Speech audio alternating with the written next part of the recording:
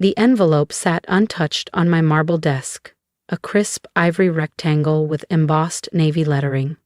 The same stationery my father had used to send me a severance letter 12 years ago. This one read, "Your presence is urgently requested. Family dinner, Bennett Estate." The irony wasn't lost on me. My assistant Lena glanced up from her laptop. "Are you going?" I swirled my coffee and looked out the massive window of my corner office overlooking downtown Seattle. After 12 years of silence, they want dinner? What do you think? I used to be Camille Bennett, eldest daughter of venture capitalist Lawrence Bennett, but after he cut me off at 23 for challenging his shady investment deals, I changed my name. Now I'm Camille Reyes, CEO of Novacor Labs, a biotech firm valued at just under $900 million, 0 cents. And next week I'll finalize the acquisition of Bennett Dynamics, my father's collapsing empire. Lena placed a thick binder on my desk. The merger documents are ready, board set for Wednesday. I tapped the edge of the invitation. "How bad is it over there?" She scrolled through her tablet. "Stocks down 70% this quarter, layoffs looming, and Eva's smart device rollout flopped. They're hemorrhaging." Eva, my golden child younger sister. The chosen one. The one Dad said had the intuition for innovation. The same sister who watched in silence as he exiled me. I stood. "Book a flight to Napa. Let's hear what they're scrambling about." 12 hours later, I was back in the land of vineyard estates and gated pretenses. The Bennett house was untouched. Same rose gardens, same stone pillars, same cold pride. I spotted my father's black Tesla and Eva's Porsche in the driveway. Lena had insisted a driver wait for me. "Just in case," she'd said. Smart. The door opened before I even knocked. A new butler stood in the entryway. "Miss Bennett?" he greeted. "It's Reyes now," I replied. He blinked, then nodded. "My apologies, Miss Reyes. They waiting in the library." Of course, the library, where every decision that ruined someone's future was signed in ink and sealed with a glass of scotch. This time, I had my own pen. This was the same room where my father had told me, cold and calculated, that I was no longer welcome in his house. Or in Bennett Dynamics. I straightened my tailored Max Mara blazer and followed the butler down the familiar corridor. Framed photos lined the hallway. Eva's Stanford graduation. Eva accepting a tech award. Eva at the helm of the company. Not a single photo of me remained. It was as if I had been wiped clean from the family's memory. The library door was open. Inside, my father sat behind his signature mahogany desk. He looked older, his hair now more gray than black, his posture a touch more slouched, but the air of command still clung to him. Eva sat on the edge of a leather couch, her posture rigid beneath a pristine white blazer. In the corner, my mother remained silent, just like the day she watched me walk out with nothing but a suitcase and my pride. "Camille," my father said, rising, "thank you for coming." I stayed just at the threshold. When Lawrence Bennett sends an urgent invitation, how could I possibly decline? Eva flinched. My father's jaw tightened, but he gestured to a chair. "Please, sit. We need to talk." I chose the seat nearest the door, close enough to hear, far enough to leave. He cleared his throat.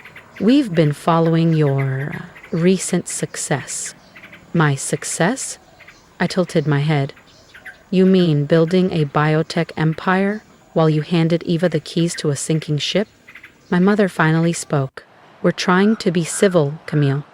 "Like the civil silence you gave me for 12 years?" I said, voice sharp. "Or the civil way you erased me from the family photo wall?" Eva stood abruptly. "We made mistakes, okay? We were wrong. Is that what you want to hear?" I looked at her for the first time, not the flawless face in press releases, but the woman beneath. Her expression was tight, her eyes tired. The pressure of keeping a failing company afloat was clearly catching up. "Why am I here?" I asked. My father exhaled, weariness settling over him. "Bennett Dynamics is in trouble. We need your help." There it was, not regret, not remorse. Just desperation, disguised as diplomacy. "My help?" I asked evenly. "We've seen what you've done at Novacor. Your vision, your execution. We need that innovation at Bennett." I thought of the signed merger agreement in my briefcase. He had no idea. I wasn't here to help. I was here to take over. If you've ever been underestimated or had to fight for your place at the table, don't forget to subscribe. Camille's story isn't over, and what happens next might just surprise you. And what exactly are you offering? I asked. Eva jumped in before our father could answer. A partnership, co-CEO, equal decision-making power. I almost laughed. They had no idea how close they were to having no say at all.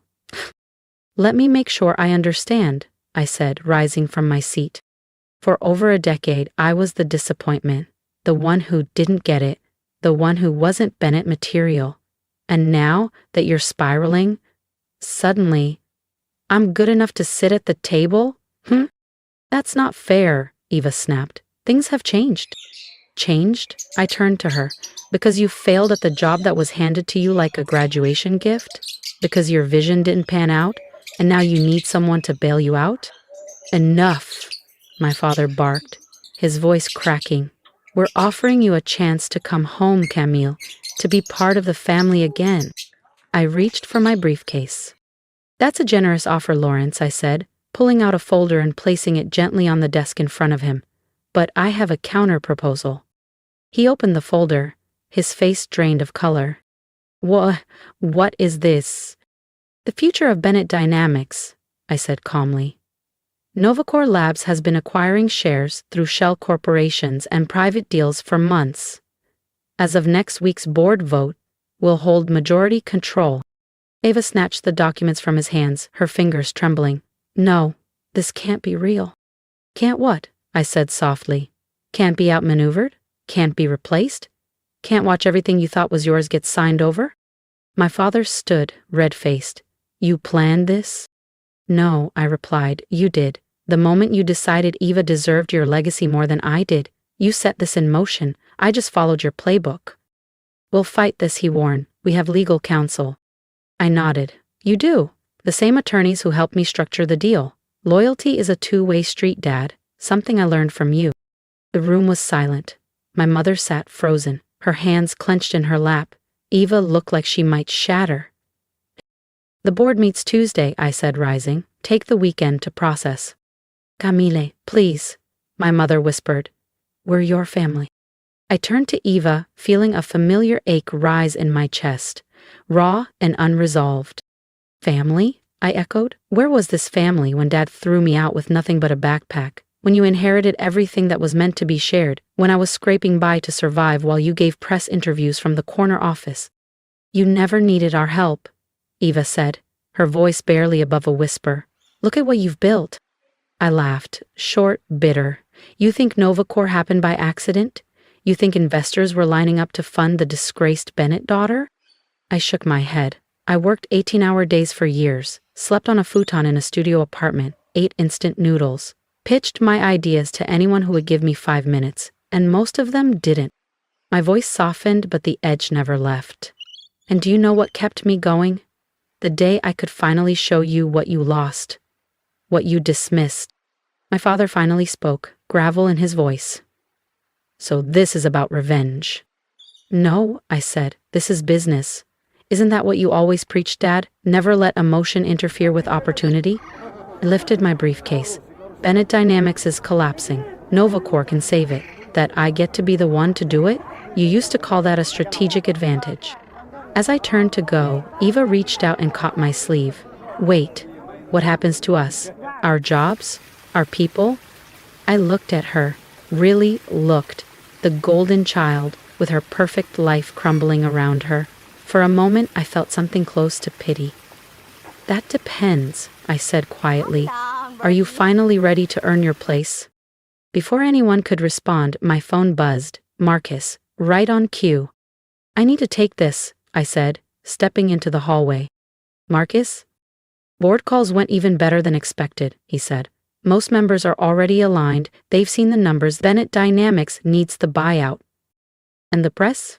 Locked and loaded for Tuesday's release. Industry outlets are already circling. It's a clean narrative. Mismanagement, product failures, outside rescue. Perfect, I said. I turned to find my mother at the doorway. Her voice was low. You thought of everything. I had to, I replied. You taught me nothing less than perfection was acceptable. She winced. We were wrong, Camille, about so many things. Were you? I asked. She hesitated. Can we fix it? Fix what? I said softly. The business? The betrayal? Some things can't be fixed. I looked her in the eyes. But maybe they can be rebuilt, and rebuilding requires change. Back in the library, my father stood at the window, gazing out at the vineyard where he used to teach Eva and me about the Bennett legacy. How to lead, how to preserve power. How do you want to do this? He asked without turning. For the company? I said. Everything's outlined in the merger documents. He nodded slightly. And for the family? I paused. That's more complicated. Eva looked up from the pages in her lap. Her voice was small. You're not going to fire everyone, right? There are people who depend on this place. Unlike you, I've spent years building a team from nothing. I do care about people, I said. Anyone willing to adapt and who's qualified will have a place in the new Novacor Bennett organization. But there will be changes, major ones. And us? She asked quietly. That depends on you, I replied. Are you willing to start from the bottom, learn the business properly, prove you belong in that seat? She nodded, slowly. I think I need to. Good, I said, because that's the only way forward. My father finally turned to face me. And me? He asked. You'll be offered a non-executive position on the board, I said. Advisory only. You won't have control, but your experience has value, just not at the helm. He opened his mouth, the argument already forming, but then stopped. He just nodded. It was the first time I had ever seen Lawrence Bennett accept defeat. The board meets at 10 a.m. Tuesday, I said, collecting my things. I suggest you all come prepared. I made my way to the door. My mother's voice stopped me. Camille, will you stay for dinner? I turned around, studied them all. My father, still proud, but no longer untouchable. Even no longer protected, but perhaps finally self-aware. My mother, hopeful, but still unsure how to bridge the silence she helped create. No, I said softly, not tonight. We're not there yet. But maybe, someday. The next few days passed in a blur. Presentations, final calls, strategy reviews. Marcus kept me posted. Most board members were fully behind the merger now. Then, Monday night, in my Napa hotel suite, a text lit up my phone. Eva, can we talk? Just us? I almost ignored it, but something in me paused. I typed back. Lobby bar, 30 minutes. She was already there when I arrived, a glass of Merlot in hand. Thanks for coming, she said as I sat. I raised an eyebrow. What do you want, Eva? She took a breath. I wanted to say, I'm sorry. Not just for now, but for then. For not standing up for you when Dad cast you out, Eva said, her voice barely above the jazz humming through the bar. For taking everything without question, for being exactly who they wanted me to be, instead of who I needed to become. I gave a small nod to the bartender. You're just now realizing that? No, she admitted, eyes dropping to her glass.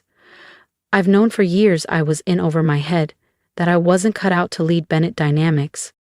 I studied her face. She looked stripped bare, no press polish, no inherited confidence, just honesty. So what changed? I asked. You did, she said, watching you build Novacor from the ground up. Seeing how people followed you not because they had to, but because they believed in you. That's real leadership. And I never had that.